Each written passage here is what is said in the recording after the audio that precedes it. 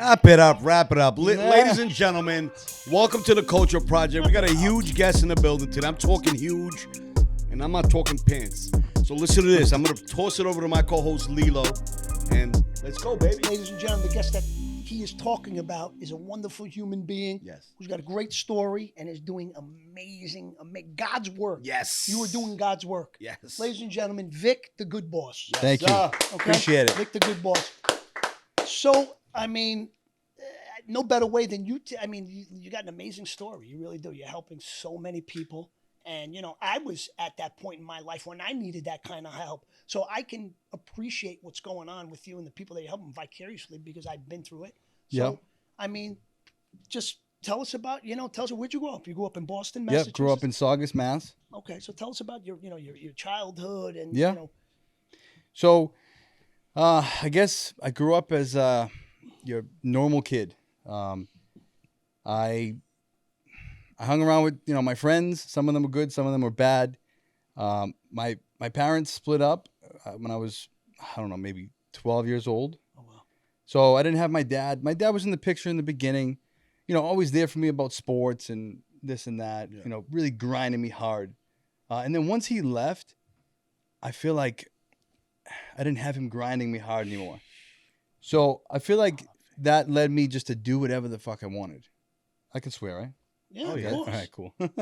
Because your dad leaving, you lost some of that structure. Yeah, I feel like I had structure with him. And they split up, and he likes to drink, so me and him kind of just went our own ways. And I started hanging out with the wrong crowd, I would say, and making stupid decisions. Started smoking weed, just like any kid. And how old are you now? 12, 13, 14, like around that age? Sorry. I would say 15. And how was your relationship with your mom at this point? My mother would do anything for me. My mother, I'm a mama's boy, put it that way. Okay. She was great. She was oblivious to what I was doing. She never knew what I was doing. She always thought I was doing, good things. Did she realize, though, that you were missing your dad? Because once he left, there's like a void missing, right? There's a void you need to fill in your life. It's your dad. He was riding you, making sure that you were doing certain things. So, it's different, not having your dad and then your mom. Your mom, to a certain extent, can play the role of both parents, but it's just not the same. It's not the same. My grandfather stepped in, and he was basically my father. So I think maybe I still had that structure, but it was far away. Yeah, it wasn't Where as close. even though he was in the same town, it wasn't like my dad in the same house. Exactly. And I just felt like I can get away with whatever I did. And I did, in a way. I was just, I don't know. My mother had no idea what I was doing. Smoking cigarettes. I would hide the cigarette packs along with dime bags of weed in my little cupboard or whatever I had. She found it one time, and I just had an excuse. I said, "Mom, it's not mine. It's my friends. I was holding it for them." And she was like, "Okay." So, yeah. But I guess it led to worse and worse things. I was hanging out at what they called the farm, just smoking weed, fighting, doing stupid things with my friends. Quick question, right? As kids, why do we always gravitate towards cigarettes? Why?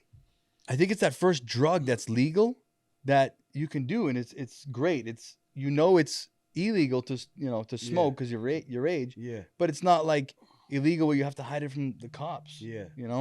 Like when we was young, that was the first shit everybody did. Stole cigarettes from their parents, meet up in the back, and smoke cigarettes and talk shit. Well, you know what it is? We wasn't even whacking off yet. We was Yeah, no, you smoking couldn't. You whack off we for was nothing. smoking cigarettes before we was That's whacking right, off, that's bro. There's no happy ending. So what are you whacking off for? There's no reason. There's nothing in it for us yet. Right? That's right. It's true. It's true. It's no happy ending. It's fucking crazy. So what were you just saying? You were saying, Hanging out at the farm, smoking weed. Mm-hmm. First couple of times I started smoking weed, it was just, I couldn't even move. Sometimes I just want to go to sleep. What was that, like 15, 16? Yeah, I would say, about 15. I hated school. Absolutely hated school. Like, I would never be on time for school. I couldn't wake up. My mother had to wake me up, kept screaming, wake up, you got to go to school. So now during all of this time, right? Well, the cigarettes were cool because they made you seem older. Yeah, when I got that's thrown it. out of school, I got thrown out of St. Anne's. It was obviously a Catholic school. Yeah. And then School 17 was right down the street. Public school, you're allowed to go out for lunch. You're allowed to like walk to a, pizzeria High for school. an hour. No, this was in 5th grade. Oh, I couldn't do that in fifth Right, grade. in fifth no. grade. Hell no. So I remember the cigarettes. They used to sell me packs of cigarettes in 5th grade. And when I used to go out to lunch, and my friends that I went to school with that I got thrown out of, literally I could walk right up the street and they'd be right there in the yard, in the playground for their recess, for lunch recess. And I would walk up the street, and I remember I thought I was like Fonzie, smoking a cigarette. I Tough guy thought I was of the like year. the coolest guy in the world. And that's another reason why cigarettes were so appealing. You know what I mean? To someone Yeah. who was younger, it made you seem older. Yeah, it was like you cool. were cool. I think that's what it was. There's nothing cool about getting lung Nothing. Shit was cancer terrible. and emphysema and all that. There's All nothing that, cool Yeah, about that. nothing cool.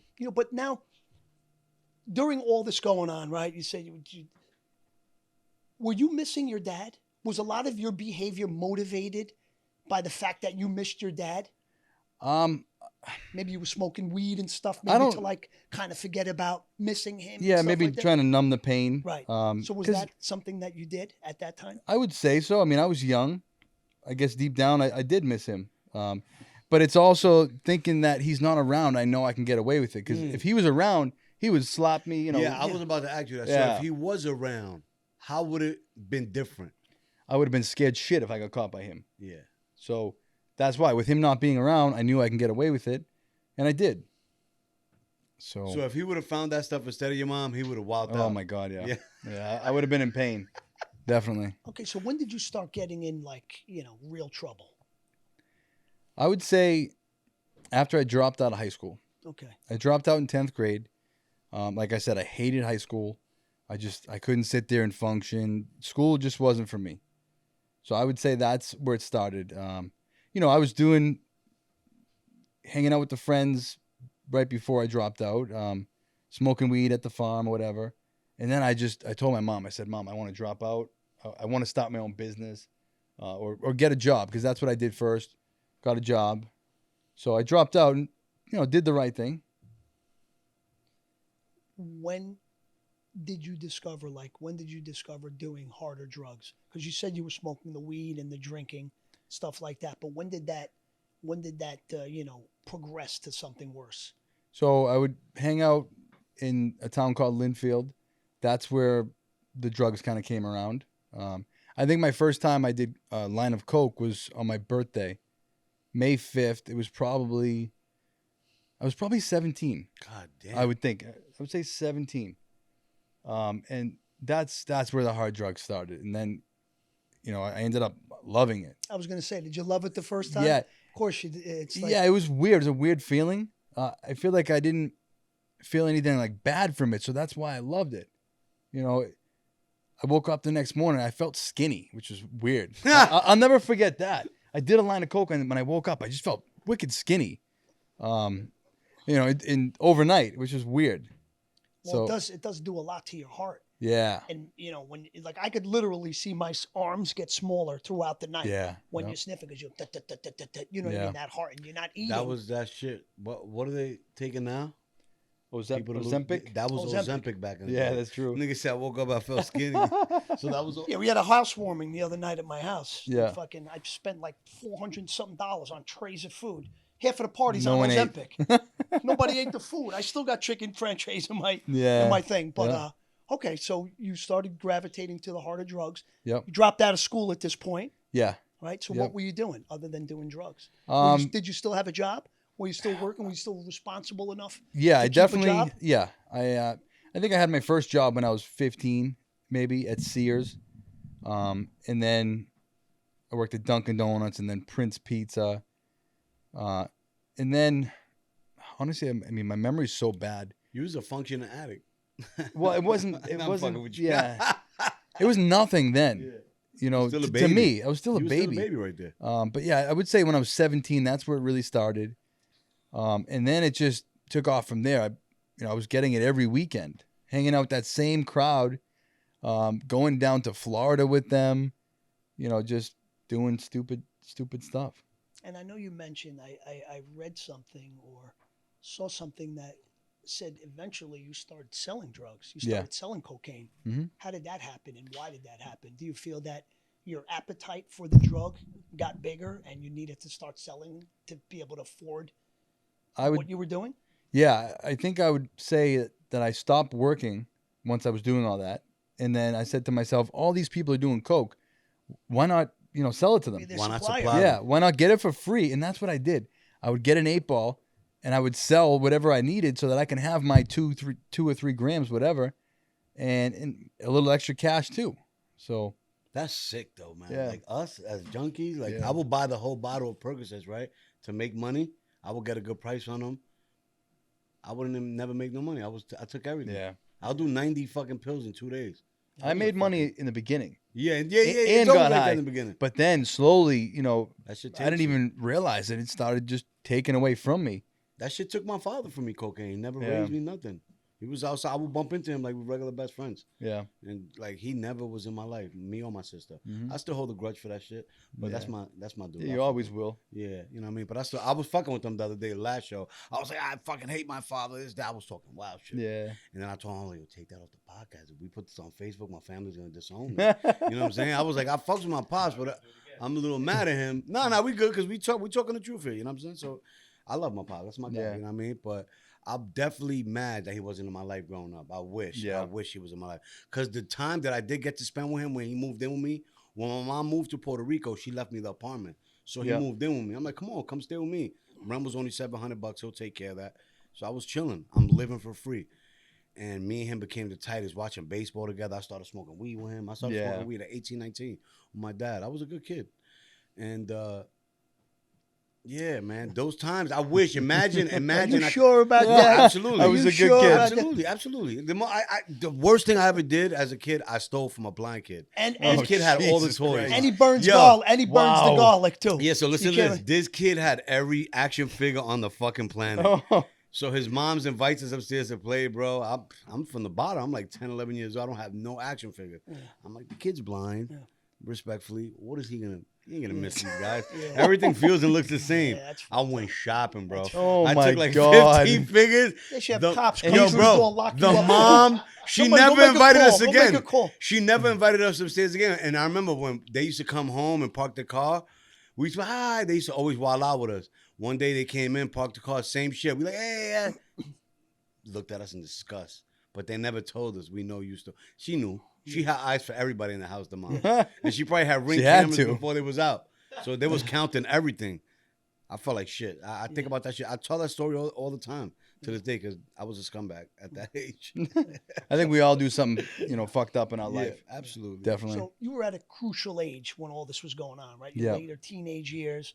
And this is like the crossroad in life. You either go left or you go right, Yeah. right? Just growing up and being at that age, it goes with the territory to make bad decisions. Yeah. But you're also getting high, so that's double the bad decisions, right? Mm-hmm.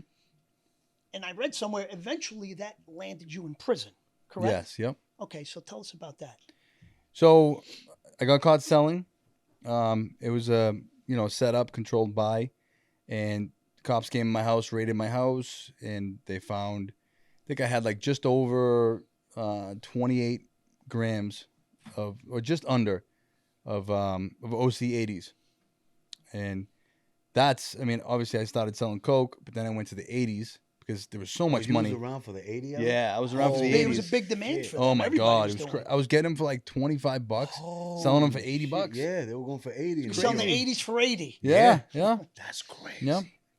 Sometimes a 10-pack for 60, something like that. I was making crazy money.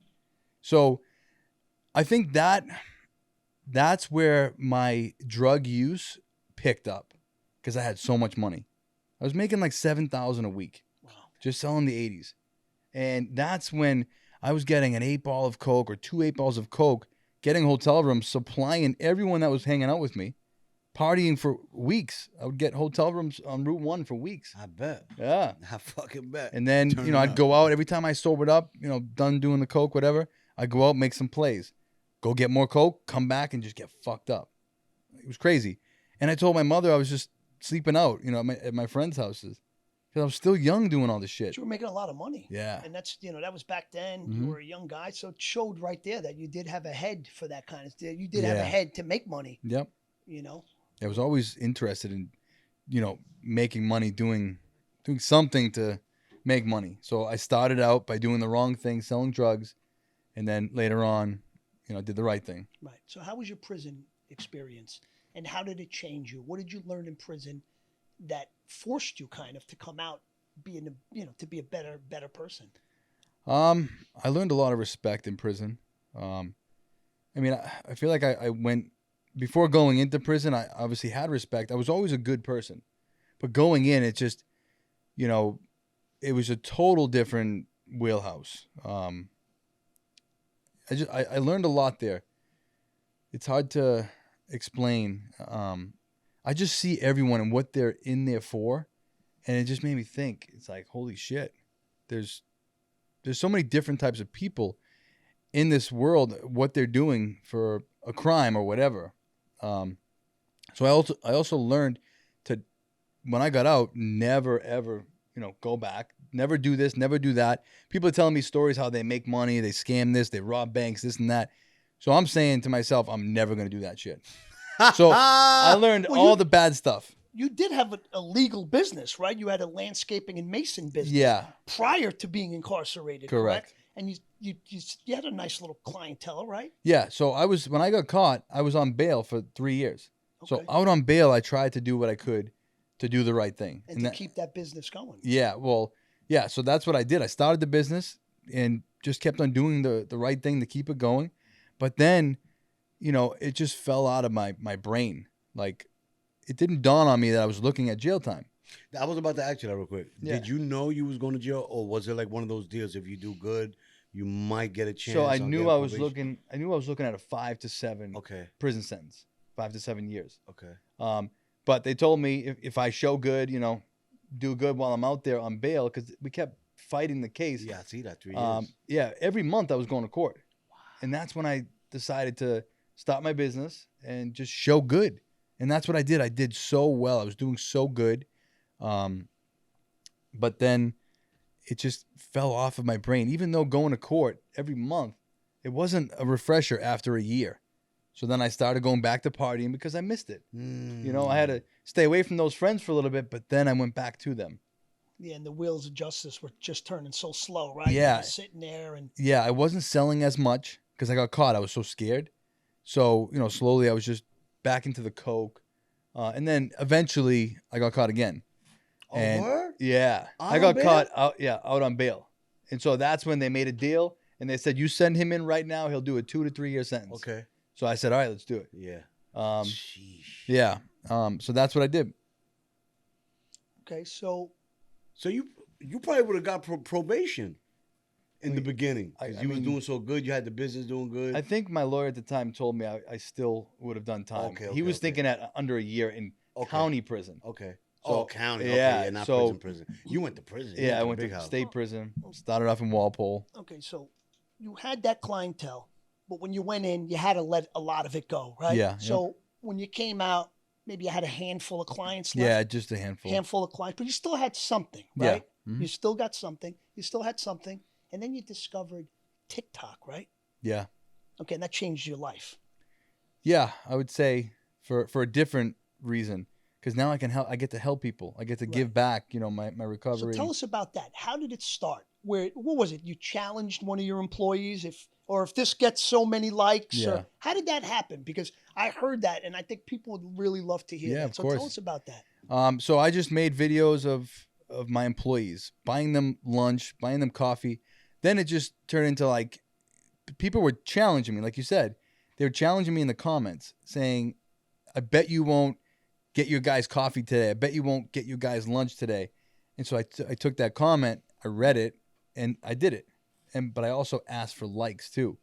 And I asked for a small amount of likes because I knew I was going to get the likes. So I just continued doing that. And I was giving my guys raises on camera, just being a great boss. So that's where the good boss came from, the name. Yeah. And I was doing that for a while, just trying to show people, or hopefully their bosses would get the message. Like, take care of your employees.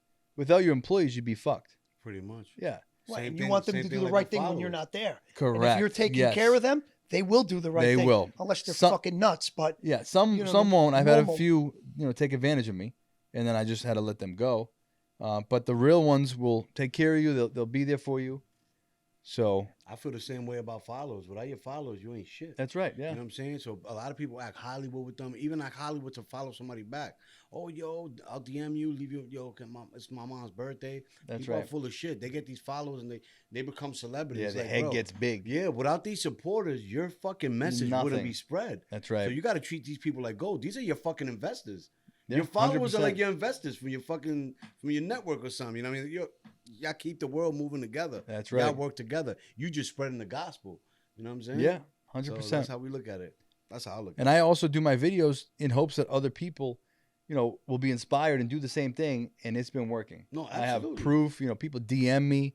It's been working all around with the employee side, with the addiction side. So Yeah, 'cause you got two brands there. You got something with the employees and you got something with the addiction. So you got two things going there. That's kind of fire. Random acts of kindness that I do. Yeah, philanthropic stuff. Yeah. It's beautiful. I go broke best. doing it. It's the truth, but it's in my heart. I love doing it. Like, if I make $500 on a job one day, I'm going to take as much as I need to go bless someone and make them happy. And as long as my bills are paid. Yeah. So. And at the same time, we're gratefully recovering addicts. Yes. And something like addiction, we don't know if it's ever going to come back and call for us. That's right. You know what I mean? And would you say that doing this kind of work and doing God's work as such, do you think that it provides you with an extra layer of strength? Because now it's like, I'm Victorthegoodboss. People know who I am, and they know me as a good man, a good boss, and someone who's, engaging in philanthropy and doing all this stuff. So now it's like, I got a name, I got a reputation. That's right. I can't go fuck up. Yep. Because then it's going to be like, this person may say, well, I was looking up to Vic, for all that And now I support let and that them encouragement. down. Yeah. And now he's fucked up. So you know what? fucking I'm going to go jumping get off the fucked roof. up too. Yeah.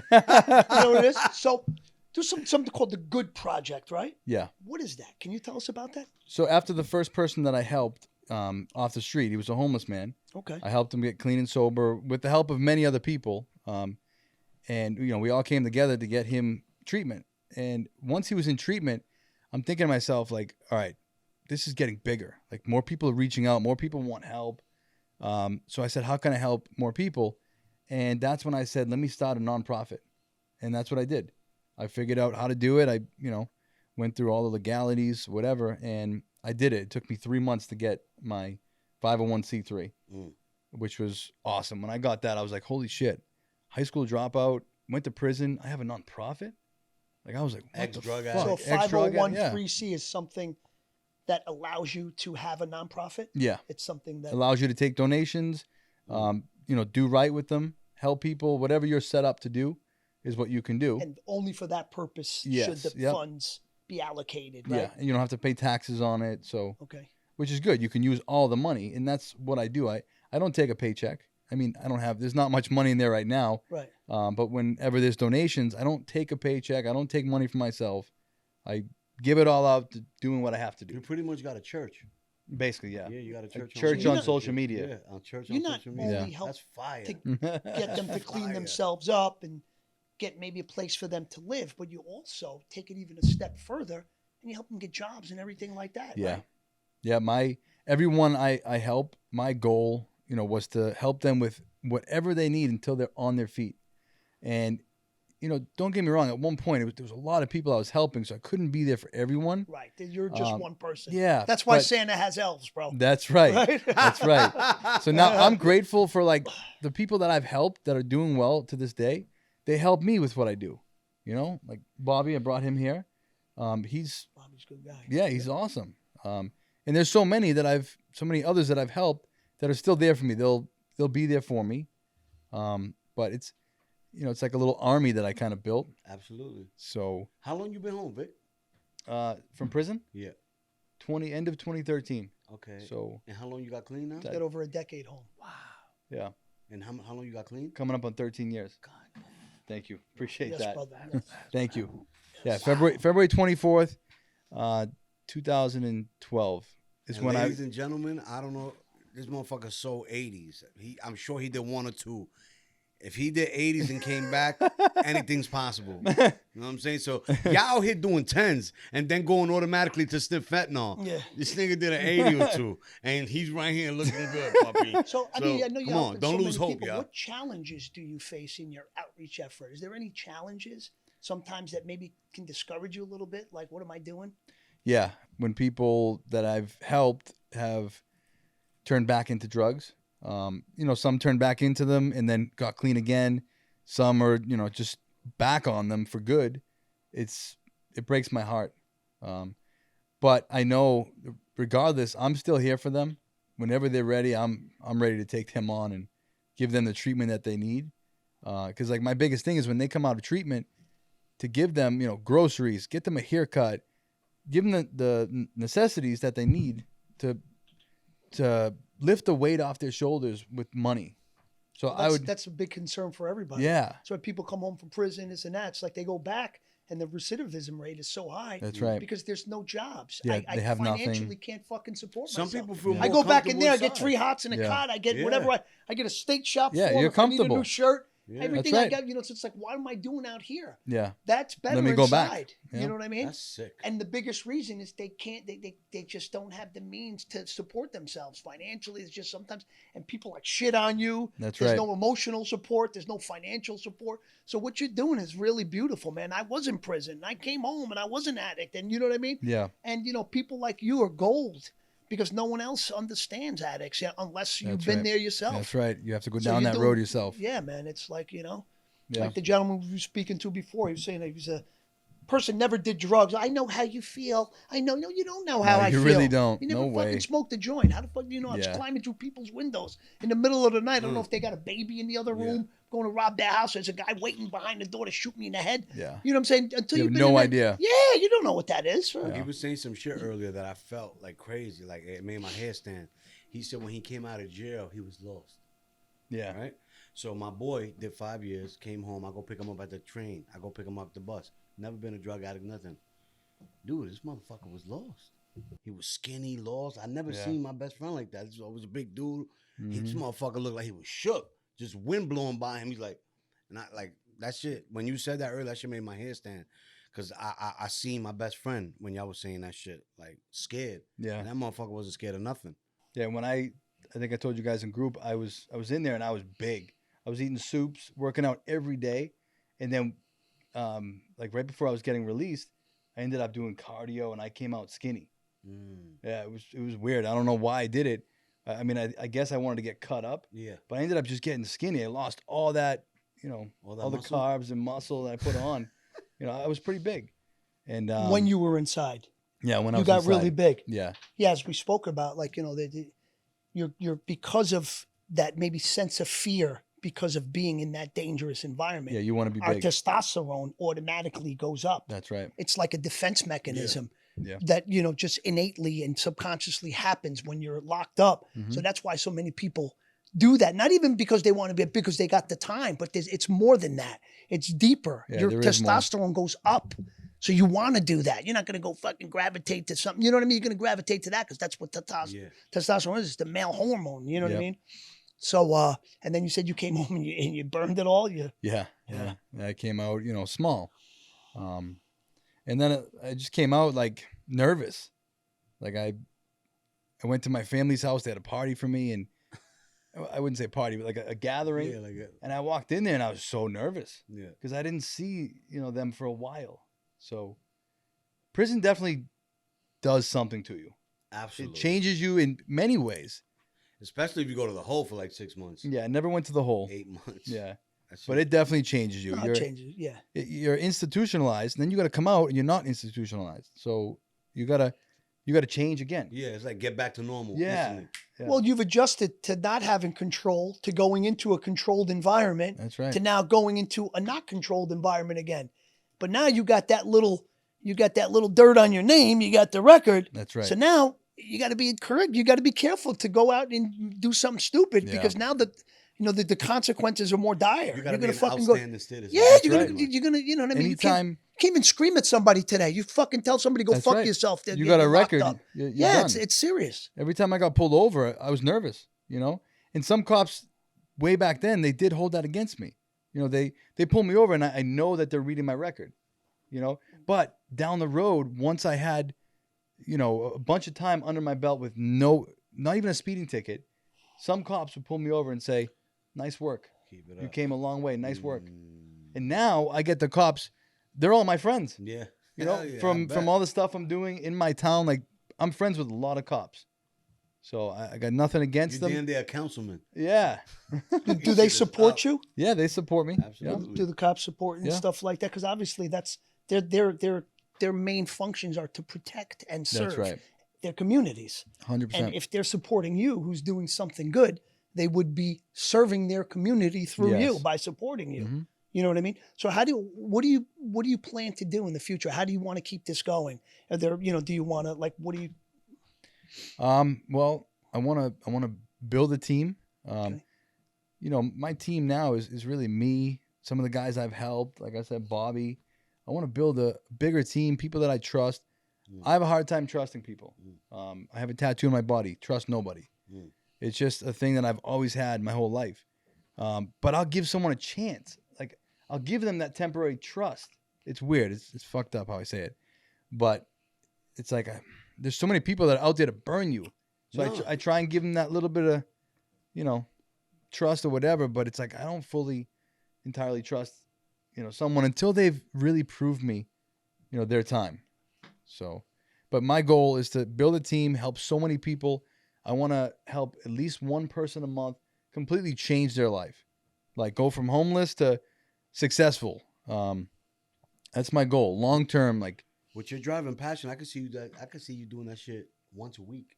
yeah, I'd love to. Like the way you work the internet and just the way you carry yourself. Yeah, you're I could definitely a see you social Yeah. media One sensation, person a YouTube, week. everything that Yeah. you've accomplished.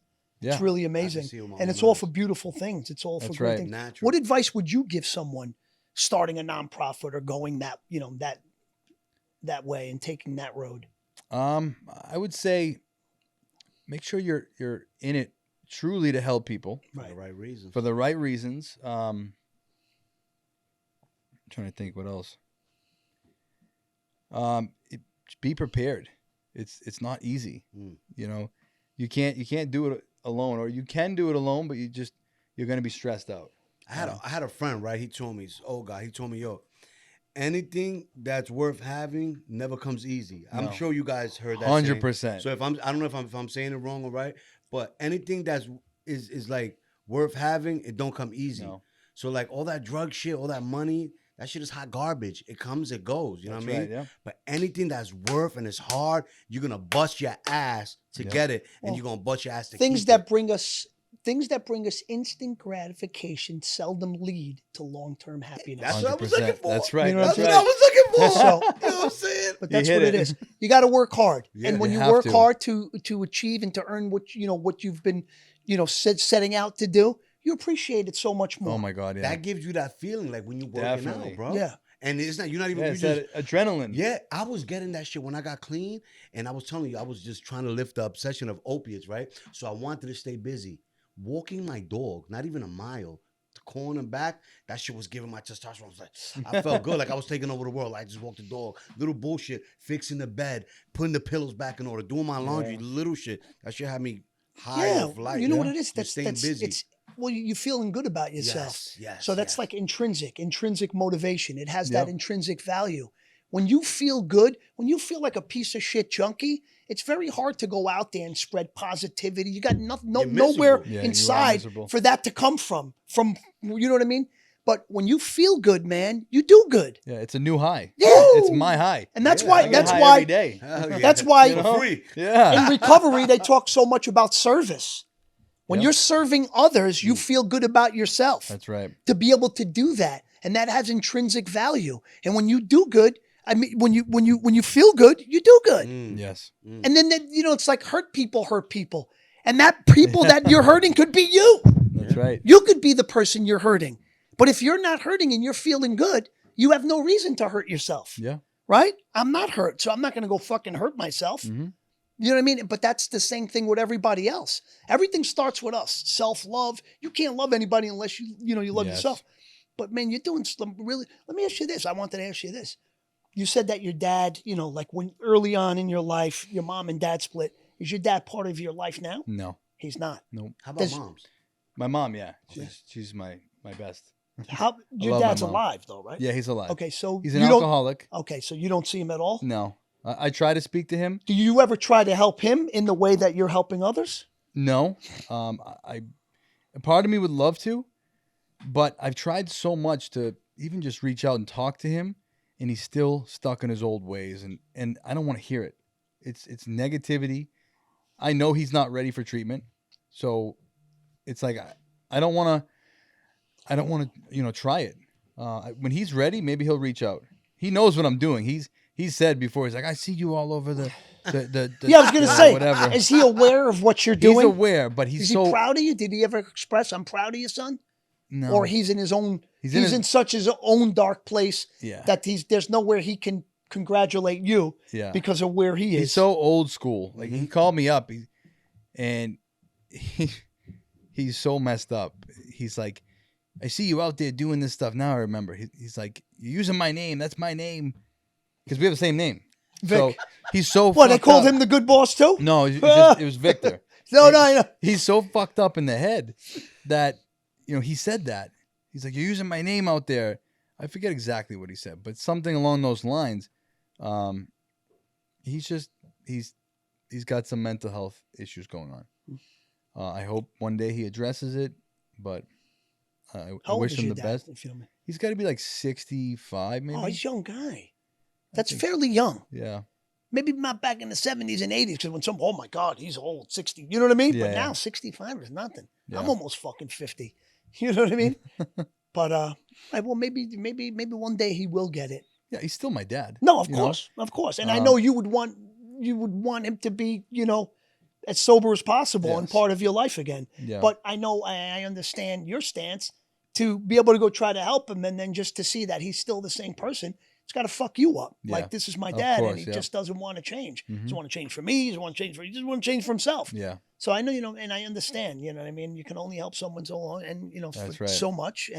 But, at the end of the day, they got to take the wheel and they got to They drive gotta the car. drive, yeah. We'll sit in the passenger seat and say, hey, make the left. If you don't Yeah. make the left, we're not going to get to where That's we want right. to go. Mhm. You know what I mean? Yeah. You got anything going on for anything philanthropic going on for Thanksgiving? Anything that maybe you want to plug or?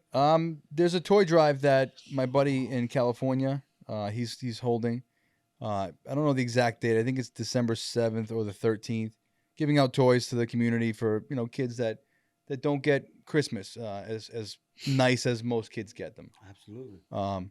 So that's really it. I think we've done a turkey drive, a couple of them in the past, but nothing this year because I had to kind of slow things down, kind of regroup myself. Absolutely. Yeah. So I just want to make one thing, because people would think by seeing you all over social media and everything that what you're doing and accomplishing is like very lucrative. Mhm. But at the end of the day, like you're spending your own money, right? Yeah. Like some of this stuff, like you have because you've spent so much money in trying to help other people, Mhm. right? So I don't want anyone to make the mistake that this guy's like, like you're really doing this from the heart. And I Correct. feel it and I know it. And that's why we wanted you here so bad today, because you're a really good man, bro. Yeah, and that means a lot to me. It really No, does. really, but I mean it. I followed you. I know what you're about. Now meeting you in person, I could see that it's very authentic, man. And the world needs more people like you. Yeah, I'm gonna they spread the definitely word real do. quick.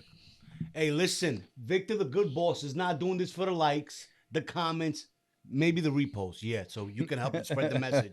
He's doing this shit from the kindness of his heart. He's trying to set up and help people out.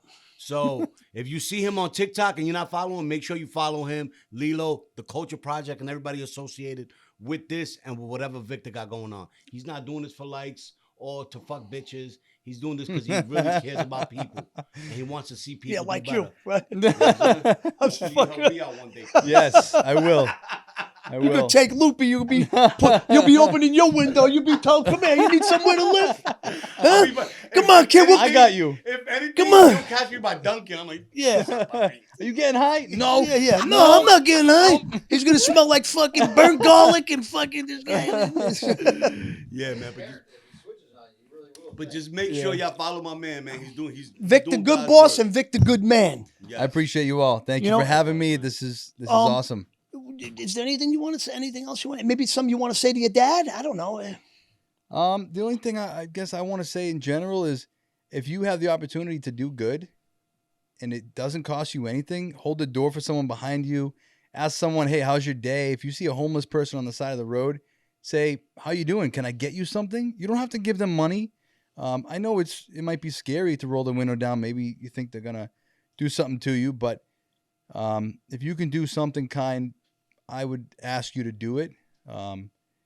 And I guess the only other thing I'd like to say is I'm working on something that I hope is going to be big and help so many addicts, so many homeless people, so many struggling, single moms, single dads, just anyone in general that's struggling, because let's face it, the majority of this world, this country is struggling. So I'm trying to create something that's going to help so many others. I hope I accomplish it, and all we can do is wait and see. So I'll let you guys know when it's ready. And you still got the landscaping masonry. I do. You still got that company. So maybe if you need any landscape or any concrete work or anything, and you're in the Massachusetts, Boston area, right? Yeah. If you ever need anything, we do anywhere from landscaping to masonry, pool decks, patios, retaining walls. I have a great crew. You know how to do all that stuff yourself? Yeah. Wow, that's awesome. I don't do it as often. Yeah, no, but you had to start doing it, right? Yeah. I know how to do it all. I'm grateful for my guys. They absolutely kill it. If I didn't have them, I wouldn't be in business. I wouldn't be where I'm at today. So I'm very grateful for them. And they're grateful for you. Yes. Believe me, you didn't get the name the good boss for no reason. That's right. I know, And my family, I have 2 beautiful daughters, beautiful fiance. I'm grateful for life. That's all. That's awesome. Yeah. Be kind. It doesn't cost anything. No, it doesn't. And you never know what someone else is going through. Just to even say, hey, man, good morning. Have a great day. That's right. You do not know what that person's going through, and you do not know the value that something so little said to that person will have for them, and how it will change not only their day, but their life. Could be a massive impact for them. Yeah, man. Like for me, it was like in the weirdest place when I first came home from prison. Like it was like, from my case, people like, it was like, I'm not like some war hero coming home. People didn't fucking like me, man. Like, yo, you should still be, I'd be in the street. You should still be in jail. You should have got the death penalty. You fucking cop killer and all this shit. And it's because someone was kind to me, right? Because I had Obama insurance. I got the state insurance. I didn't pay my fucking dues in my union, the Screen Actors Guild. So I had to get the basic insurance, everything. And I started going to this doctor, Shai Markovich, right? Because he was on the list. That's one of the dentists that they would pay for. You know what I mean? Yeah. So this guy's no clue that I was, an actor and whatever.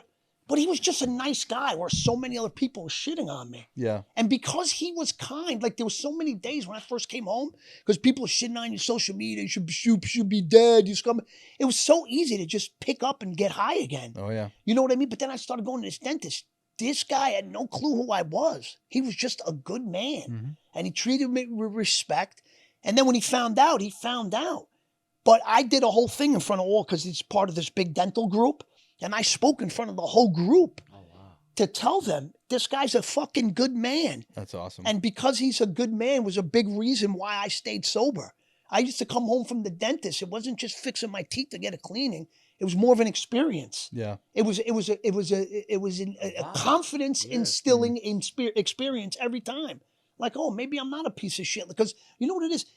I knew I did bad. I knew I made, the wrong choices. I knew somebody was dead, at the hands of my addiction. Yeah. So, like maybe everyone treating me like this and like the piece, like I'm treating me like a piece of shit. Maybe that's par for the course. Maybe that's what life is now. I made these mistakes. Yeah, I did at some point, because I'm thinking these parents, they don't have a son. Yeah. Because of my addiction. I didn't shoot him, but I still take responsibility for my bad decision making, my actions, and how it made a contribution. You know what I mean? And it's only because of that act of kindness when he did, just to be nice to someone else. Yeah. Not because there's something in it for you, because this is what God wants us to do. He wants us to be nice. It costs nothing. And it's so, people really got to really pay attention to that, and how important being kind to other people. You change the world like that. Definitely it changed my life. I could have fucking easily relapsed in 2 seconds. Because in the beginning, it's like, okay, I waited all this time to come home, and now I'm home, and I was better off in there. Yeah. Because in there, you got all these these crazy fucking people, so you just may as well be one of them. Yeah. It's just like it's fine. Because over here, that shit my don't first thought was rehab, not even relapse. I mean, not suicide, not even relapsing. like all that shit you were saying, people were saying to you, and all that shit. It's you was hard going on through. you. Yeah, that shit, man. But people like you, the moral story is people like you are what kept people like me on the right path. And that's Because all the- it takes sometimes. Right. Mm-hmm. What you're doing is God's work. It keeps people on the right path because it instills faith once again in people's, perception of mankind. Yeah. Like, people are okay. Look, this guy was all right. He treated me, bought me lunch and this and that. And once they start feeling good and have that new restored faith once again in people, it's just their life changes. Yeah. They So start doing good things. Yeah, man. Thank you so much for changing so many people's lives and to, continue doing what you're doing. But we love you, man. Thank We you. really do. Thank you. Love you guys too. Thank you for being I on the appreciate show, you. brother. Really. And I don't love a lot of people from Thank you. Boston. Thank It's you. Yankees all day. Yeah. Manny Ramirez, fuck you. Big Poppy, I'll see you in hell. Fuck the Rafael Yankees. Devers, I'll see you in hell. Kurt Schilling, there was no blood on our sock, you Kurt Schilling, those guys. Are you kidding me? I love Boston. Let me tell you something, bro. Bro, I was coming off pills in 2004. I was miserable. Fucking Columbus Day was the day that I stopped doing them. I was detoxing so hard. The only thing that gave me joy during that time was when Boston beat the Yankees 4 games in a row. I was so happy. I remember that Saturday night. The Yankees scored like 16 runs. I'm like, how the fuck they gonna? And they came back. Yeah. Let's go. Manny Ramirez and Big Poppy. Yeah. They put so much fear in Yankee fans. I was like, yeah, Poppy's up. Poppy's up. They didn't put no fear in my heart because they couldn't hit me. Yeah. I would have called the comps.